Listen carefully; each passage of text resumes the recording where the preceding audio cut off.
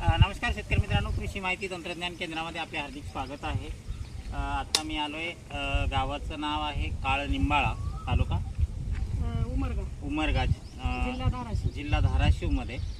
तर ताईला आपण पॉईंट दिला होता या ठिकाणी। ॲक्च्युली हे एवढं 2 एकर ऊसाचं क्षेत्र आहे आणि हा पूर्ण ड्राय झोन आहे। इकडं आजूबाजूला कुठंच पाहिजे तसा पाण्याचा हा सोर्स नाही।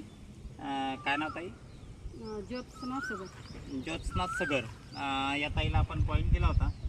तर ताई कधी पॉईंट दिला होता आणि कसं कसं पाणी, म्हणजे कसं कसं पाणी आलं आणि काय परिस्थिती आणि तुम्ही किती परेशान होता? 18 मार्चला आपण सरांकडून पॉईंट घेतला आणि 21 मार्चला आपण बोरची गाडी लावली।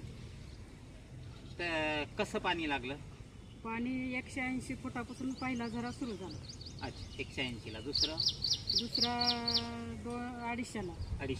बरोबर। तिसरा 300 350। आता ॲक्च्युली एप्रिल मे महिना, म्हणजे एप्रिल महिना आहे, 27-28 तारीख, म्हणजे मेचं एप्रिलचं एंडिंग असेल। आता किती तास सर्वसाधारण हा बोर चालतो?